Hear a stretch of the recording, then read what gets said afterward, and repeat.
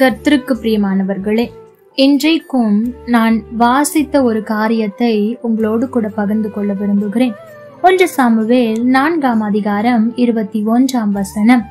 மகிமை இஸ்ரவேலை விட்டு போயிற்று என்று சொல்லி அந்த பிள்ளைக்கு இக்கபோத் என்று பெயரிட்டாள். எனக்கு பிரியமான தேவ ஜனமே, ஏலியின் குமாரனும் ஊழியத்தை துன்மார்க்கமாக செய்தவனுமாகிய பினேகாசின் மனைவி குழந்தை பெற்றெடுத்த போது தேவனுடைய உடன்படிக்கை பெட்டி பெலிஸ்தியரால் பிடிபட்டு போனது. பினேகாசும் மரணம் அடைந்தார். இப்படிப்பட்ட சூழ்நிலையில் பிறந்த குழந்தைக்கு இக்கபோத் என்று பெயர் வைத்தாள். தேவனுடைய பெட்டி பிடிபட்டு போனபடியினால் மகிமை இஸ்ரவேலை விட்டு விலகி போயிற்று என்று அவள் சொன்னார். ஆம், எனக்கு பிரியமான தேவ ஜனமே, இன்றைக்கும் அநேக விசுவாசிகளும் ஊழியக்காரர்களும் இக்கபோத்தாகத்தான் வாழ்ந்து கொண்டிருக்கிறார்கள். பரிதாபமான நிலையில் வாழ்ந்து கொண்டிருக்கிறார்கள்.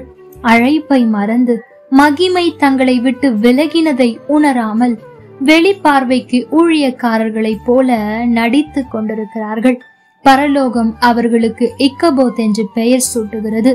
நீ மகிமையை காத்து கொள்ளவில்லையே, உன்மேல் வைத்த அபிஷேகத்தின் விலை மதிப்பு உனக்கு தெரியவில்லையே, பாவத்தோடு விளையாடி சிற்றின்பங்களை விரும்பி இக்கபோத்தாக நிற்கிறாயே என்று கர்த்தர் புலம்புகிறார். எனக்கு பிரியமான தேவ ஜனமே, சகோதரர் சாம் சபுதுரை அவர்கள் ஊழியத்தின் ஆரம்ப காலத்தில் ஒரு பெரிய தேவ ஊழியக்காரர் என்று அழைக்கப்பட்டவர். அவரை சந்தித்து, தம்பி, என்னோடு சேர்ந்து நீ ஊழியம் செய்தால் உன்னை வட இந்தியாவிலும் வெளி தேசங்களிலும் அறிமுகம் செய்கிறேன் என்றார். அவரை பற்றி சகோதரர் சாம் சபுதுரை அவர்களுக்கு ஒன்றும் தெரியாதிருந்தது. அவர் அதற்காக ஜெபித்தார். அப்பொழுது அவருடைய உள்ளத்திலே சமாதானம் இல்லாதிருந்தது. ஆகவே தன் சிநேகிதர் ஆகிய இன்னொரு ஊழியக்காரரிடத்திலே அவரை குறித்து விசாரித்தார். அவர் சொன்னார், சகோதரனே, அவரோடு கூட செல்ல வேண்டாம். அவர் ஒரு இக்கபோத். மகிமை அவரை விட்டு விலகிற்று. அவர் பாவத்தில் விழுந்து போனார் என்று சொன்னார். ஊழியத்திற்காக அழைக்கப்பட்ட அநேகர் கொஞ்ச காலமே பிரகாசித்தார்கள். அவருடைய வாழ்க்கையிலே சிறிய தவறுகள் பிரவேசித்தன. ஆனாலும் கர்த்தருடைய கிருபை விலகவில்லை. இதனால் அவர்கள் கிருபை பெருகும்படி இன்னும் பாவத்தில் ஜீவிப்பேன் என்று துணிகரம் கொண்டார்கள். இதனால் முடிவில் மகிமை அவர்களை விட்டு எடுபட்டு போயிற்று. தேவ பிரசன்னமும் எடுபட்டு போயிற்று. அவர்கள் ஒரு தரம் பிரகாசிக்கப்பட்டும் பரம ஈவை ருசி பார்த்தும் பரிசுத்த ஆவியை பெற்றும் தேவனுடைய நல் வார்த்தையும் இனி வரும் உலகத்தின் பலன்களையும் ருசி பார்த்தும் மறுதலித்து போய்விட்டார்கள் என்று வேதம் சொல்லுகிறதே. இன்றைக்கும் மனசாட்சியிலே சூடுண்ட பொய்யர்களாய் விளங்குகிறார்கள்.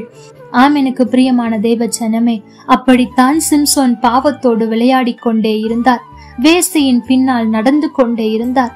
ஒரு நாள் தெலிலால் மடியில் அவருடைய தலைமுடி சிரைக்கப்பட்டு போனது. ஆவியானவர் அவரை விட்டு விலகி இக்கபோத்தாக ஆனார். தேவ பிள்ளைகளே, எல்லா காவலோடும் உங்கள் இருதயத்தை காத்து கொள்ளுங்கள். அது மிகவும் அவசியமாயிருக்கிறது. ஒருவேளை இன்றைக்கு நம்முடைய வாழ்க்கை இக்கபோத்தாய் இருக்குமானால் தயவு செய்து மனம் திரும்புவோம். ஆண்டவரே, நான் அழைப்பை மறந்து அநேக தவறுகளை செய்து விட்டேன், துணிகரமாய் செய்து விட்டேன், என்னை மன்னியும் என்று அவர் சமூகத்தில் நாம் உபவாசத்தோடு மன்றாடுவோம் என்று சொன்னால் நிச்சயம் அவர் நம்முடைய ஜெபத்தை கேட்டு நமக்கு இறங்கி நம்மை மன்னித்து நம்மை மீண்டும் பயன்படுத்த அவர் உண்மை உள்ளவராயிருக்கிறார். ஆகவே இன்றைக்கே மனம் திரும்புங்கள். கர்த்தர் தாமே உங்களோடு கூட இருந்து உங்களை ஆசீர்வதிப்பாராக. ஆமென். லைக் பண்ணுங்க, ஷேர் பண்ணுங்க, கமெண்ட் பண்ணுங்க.